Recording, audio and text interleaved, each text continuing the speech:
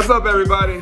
So this week, I'm highlighting a very special legend this week, the late Junior Seau.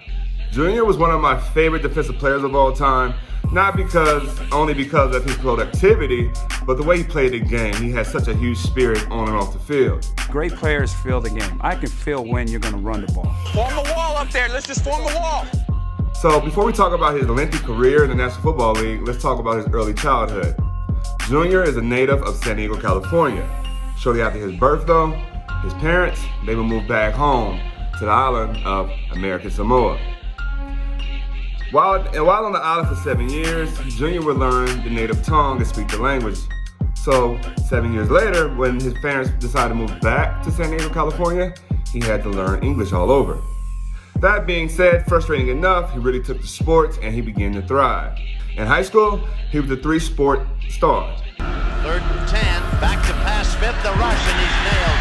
Junior Seau went right by Whitfield. Beal keeps it and gets drilled for his trouble, as hitting him was both Ross and Junior Seau as they popped through, and Seau caught him from behind and Ross hit him from head on. After his junior year, he would find himself being called by the San Diego Chargers, naming him the 5th pick overall in the 1990 draft.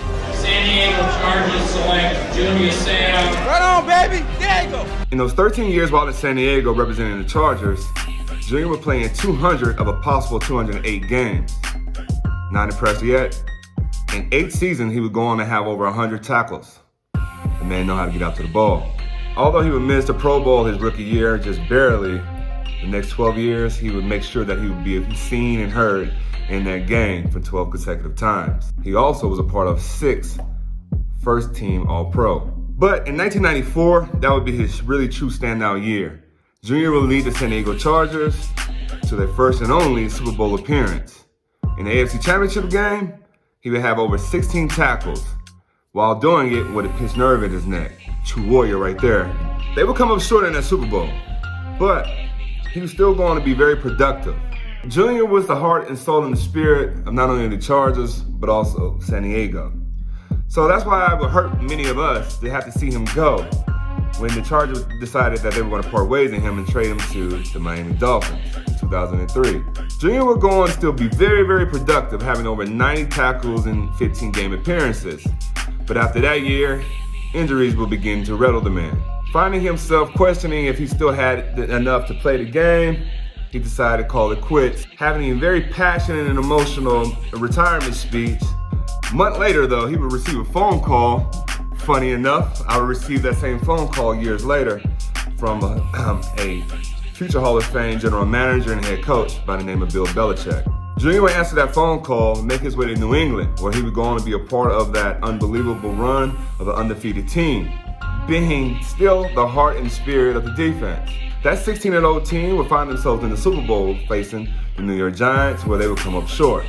He would go on to retire after 20 years in the National Football League, capping one hell of a career and sure to be a first ballot Hall of Famer. Tragically, 2 years later, after his retirement at the age of 40, Junior Seau would take his own life with a gunshot inflicted wound to his chest. For many of us, we would go through these phases in life that we have to reinvent ourselves and morph into something else. Some find it easier than others. Every day is a battle. But what I would say to you and anybody else that may have been concerned about CTE, Junior's one of the reasons why I decided to do these videos. Far too many of us fade to black, and our fans are left wondering what happened to that person. Many of us fill a void, and then we isolate ourselves. That's the farthest thing that we could do to truly help ourselves. We used to being a part of a team, and no matter win, loss, perform good or bad, we always had each other's back. Anybody out there dealing with depression or suicidal issues, I encourage you, don't give up. Junior, one thing about him, if you ever had a chance to meet him, he always said, buddy. Just want you to know, we miss you, buddy.